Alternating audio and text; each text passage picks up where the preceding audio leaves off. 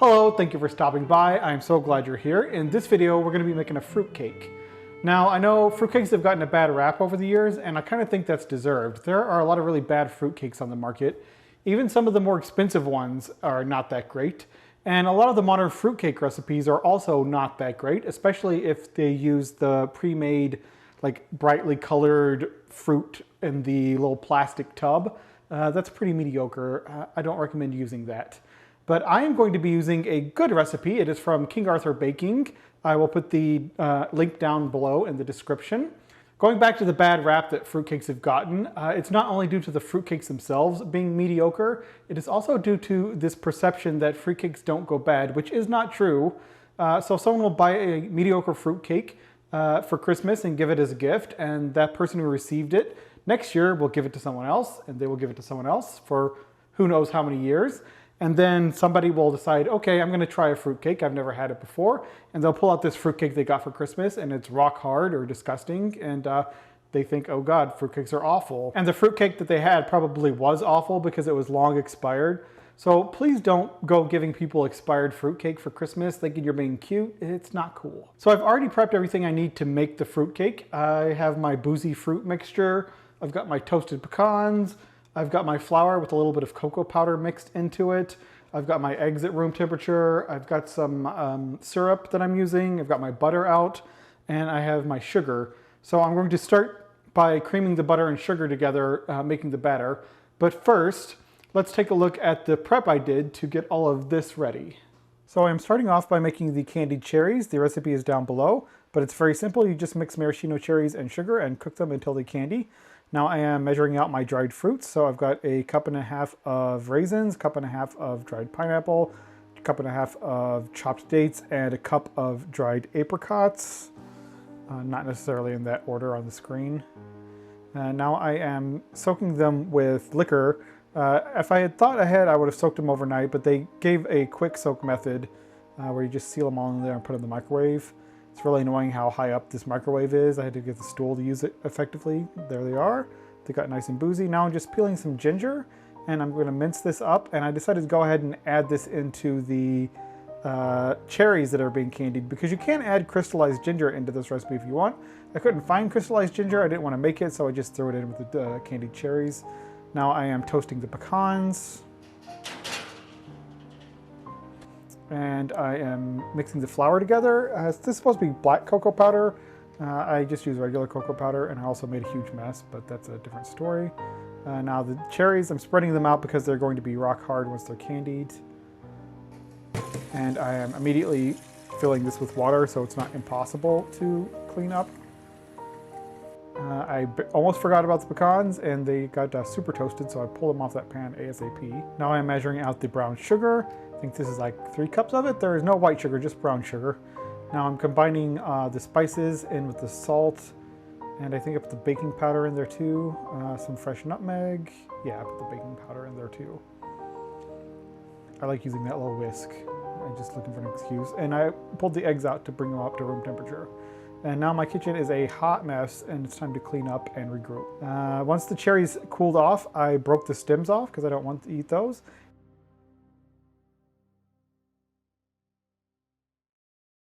So with all of the prep done, it is now time to roll up my sleeves and get started on the batter. I have the brown sugar in the mixing bowl in front of me here. And I'm just gonna add in the butter and start combining. I am actually about a tablespoon short of butter because I only had 2 sticks this morning, and I used a tablespoon of it for my waffles. But I'm just gonna add like a tablespoon worth of a nice olive oil. That should be fine.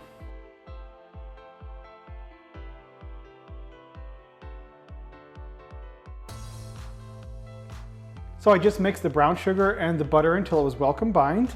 And I'm gonna say something controversial yet brave here, and that is that I prefer a hand mixer over a stand mixer. It takes up a lot less space. I feel like it gives me a lot more control with what's going on in the bowl. You know, I can move things around however I want. Yeah, I just prefer hand mixers. So now I'm going to add in the eggs one at a time, combining it fully after each egg. Then making sure to give the bowl a good scrape between eggs.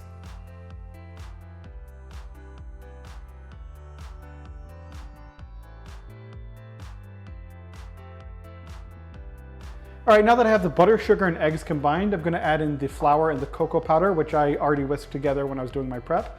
And also add in the syrup. I'm using a maple syrup actually, instead of like a glucose syrup or a corn syrup or a boiled cider like they recommend in the recipe. I just had a ton of maple syrup that I need to get rid of. So yeah, I'm gonna start mixing those together now. And I'm just gonna start folding it by hand before I actually bring in the electric mixer, just so flour doesn't fly everywhere. And I don't want to overmix this. All right, so I mixed it until it was just combined because I don't want to move it too much and develop gluten and add toughness to it. All right, now it says to add in a half a cup of juice or water. I'm not doing that. I'm adding in half a cup of stout beer. This is Bulldog Beer Company Gunther. It is described as malty, rich, toffee, bread character, and a smooth, dry finish. I think that'll be a nice addition to my fruitcake and make it a little bit, just a little bit boozier, which you can never go wrong. Okay, so now it's time to add the fruits and nuts, two of my favorite things in the world. But I realized that I forgot to add the spices, which would have been really bad. So I'm just gonna add all of those in at the same time, really. My slightly over toasted, but not inedibly over toasted pecans. This batter is basically just gonna be a glue that holds the fruit and nuts together. Whew. And I just got hit with a whiff of Hennessy. Hold it all together. I'm taking care to mix this as best I can right now, just to make sure that there is an even distribution of chunks to batter here. You want every bite of fruitcake to have a lot of chunk to it. Okay, now I'm splitting this. I'm making two basic loaves out of this. I've got two different types of loaf pans here, but it should be fine in both of them. It'll be interesting to see if there's any difference in how they come out, like the browning or whatnot. And I'm just gonna spoon the batter evenly into both. I don't think this batter is gonna rise too much, so you don't have to be super careful about how high you fill the pans.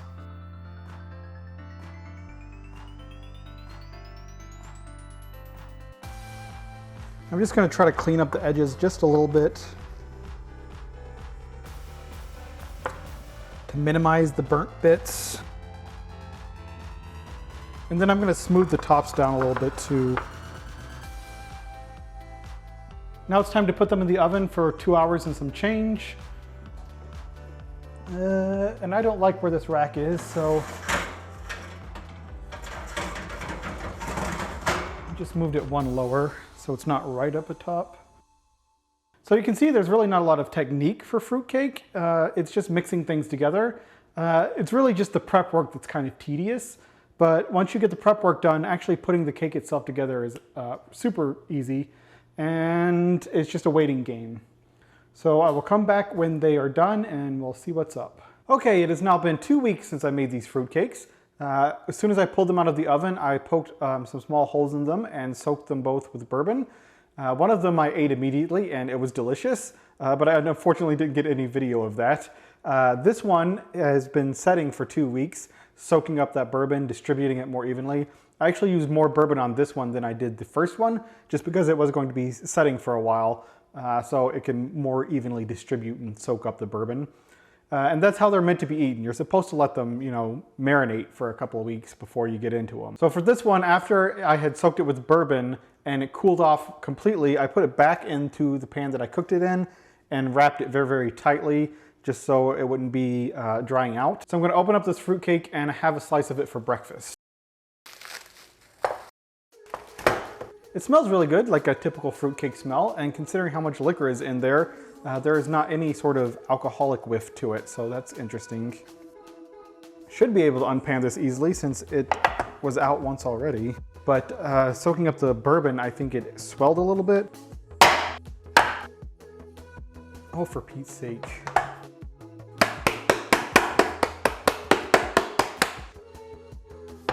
Hasn't even budged.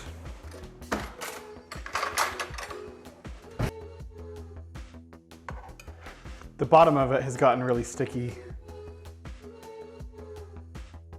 All right, hear it now.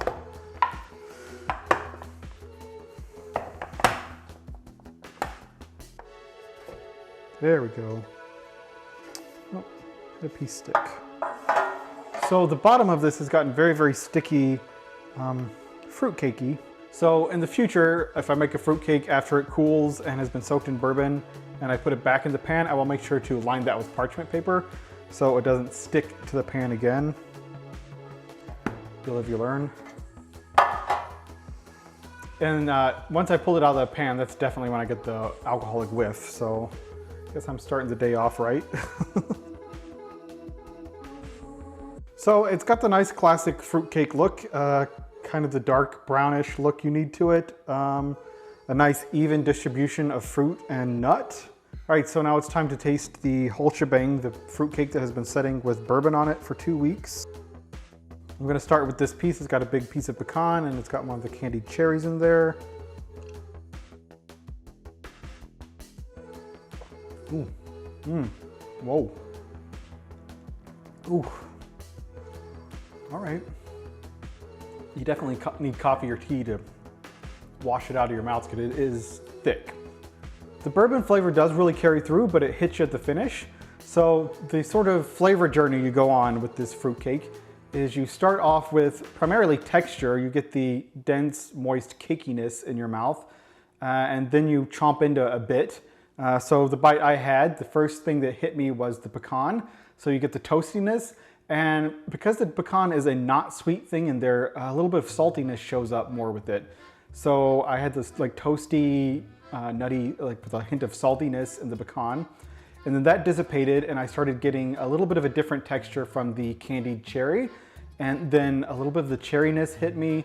And because I cooked in the ginger with that, I got a little bit of a back end of ginger on the cherryness, which was good.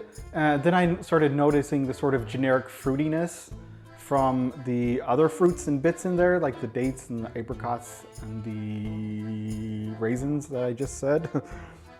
Then a little bit of the very mellow spiciness came through. Again, spiciness as in seasoned, but not hot spiciness. And then I got more of the dense cakiness to like chew to finish it. Then I got a hint of then I got a hit, like a strong hit of bourbon after that. And then there was the residual stickiness from everything in my mouth and I washed it out with coffee. So let me try another bite and see if it stands up or if a different bite will reveal a different flavor. Oop, there it is. Ooh, one more for good measure.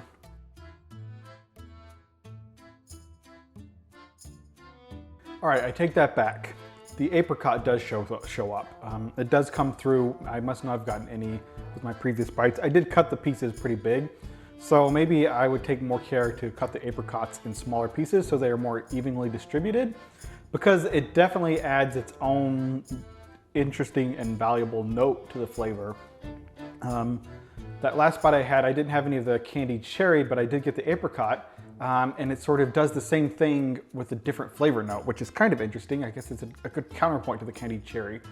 So the dried apricot held up to actually a similar texture to the candied cherries, and it gave that punch. So I got the cakiness, the like sort of dense cakiness to begin with. Then I got a punch of the pecan with the nutty, salty toastiness.